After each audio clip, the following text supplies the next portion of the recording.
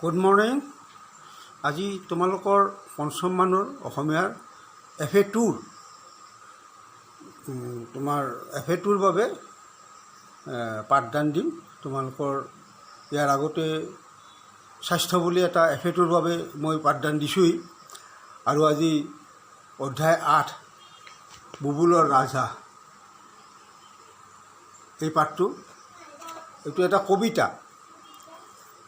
এইটো কবিতাৰ কথা হৈছে কি যে মানুহৰ সকলোৰে লোভ বোলা বস্তুটো থাকে। লোভ নোহোৱা মানুহ সংসাৰত খুব কমেই হয়তো আছে। তোমাৰ আমাৰ নিচিনা সকলোৰে আমাৰ সাধাৰণ মানুহবোৰৰ লোভ থাকে। এই লোভটো বেছি হ'লেই কিন্তু বিপদ। লোভটো বেছি হ'লেই তেওঁ লোভত অন্ধ হৈ হিতাহিত জ্ঞান পাহৰি যায়, যাৰ ফলত তেওঁ নিজৰ ক্ষতি হোৱাৰ লগতে কেতিয়াবা সমাজৰো ক্ষতি হয়। সেইবাবে অতি লোভটো ভাল নহয়। তোমালোকে লোভটো সেইবাবে অতি লোভত নানিবা। কি কৰিবা যে যিটো প্ৰয়োজনীয় বস্তুখিনিহে সদায় ল'বলৈ চেষ্টা কৰিবা আৰু সময়মতে। এই পাঠটোত বুবুলৰ ৰাজহাঁহ বোলা পাঠটোত কি হৈছে, যিজন বুবুল বৰা ল'ৰাটো তেওঁৰ কি আছিল যে বুবুলৰ এজনী ৰাজহাঁহ আছিল, পুখুৰীতো চৰে। সেইজনী হাঁহে নিতৌ একোটা সোণৰ কণীকে পাৰে। সোণৰ কণী দিয়া ৰাজহাঁহ বুলি আমি আগতো গল্প বা কবিতা এনেকুৱা পাইছোঁ। এইটোৱে তেনেকুৱাই। তেওঁ কণীবোৰ পাই বুবুলে নিতৌ আলাসতে পাতে চাং, সেইবোৰ বেছি মটৰ কিনিব মনতে পাতিছে পাং। সেইবোৰ সোণৰ কণী বহুত দাম পাব, টকা পইচা পাব, আৰু সেইটো মটৰ কিনিব। অৰ্থাৎ মটৰ কিনি ঘূৰি ফুৰিব। আৰু সৰু ল'ৰা ধৰা নেলাগে পঢ়িব, কষ্ট কৰিব, নিজেই সকলো হ'ব, নিতৌ গধূলি মটৰত উঠি চিনেমা চাবলৈ যাব। পাইছা এনেকুৱা। কিন্তু এটা কথা, সেয়ে মাথো লেঠা দিনে মাত্ৰ এটা কণী, গোটাই থাকোঁতে যাব বহুদিন, কেতিয়ানো হ'ব ধনী। গতিকে এই দৈনিক এটাকৈ কণী পালে কেতিয়ানো ধনী হ'ব, এইটো চিন্তা কৰিলে।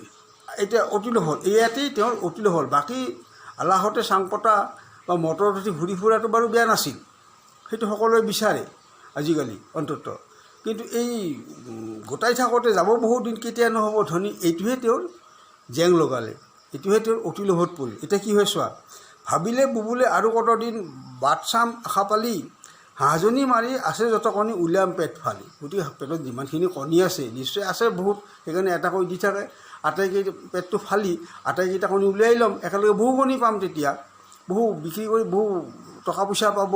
এইটো আৰু ইদৰে মনত দুষ্ট বুদ্ধি সাজি বাৰীৰ চুকলৈ গৈ বুবুলে এদিন হাঁহজনী মাৰি খোজে ধনী হ'বলৈ।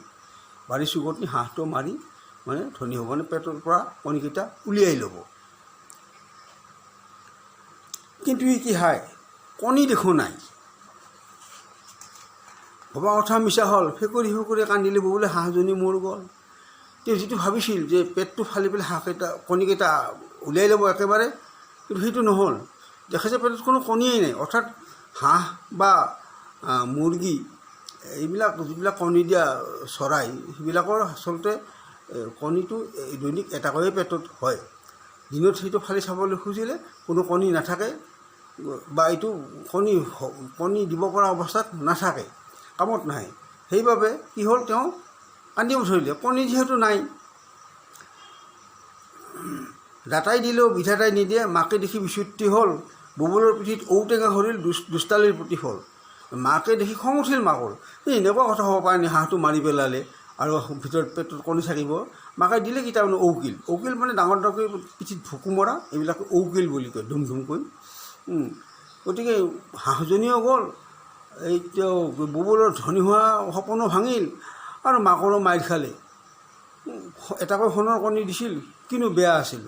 এইটোৱে হ'ল মানে অতিলোভ। অতিলোভটো বেয়া, তোমালোকে অতিলোভ কেতিয়াও নকৰিবা।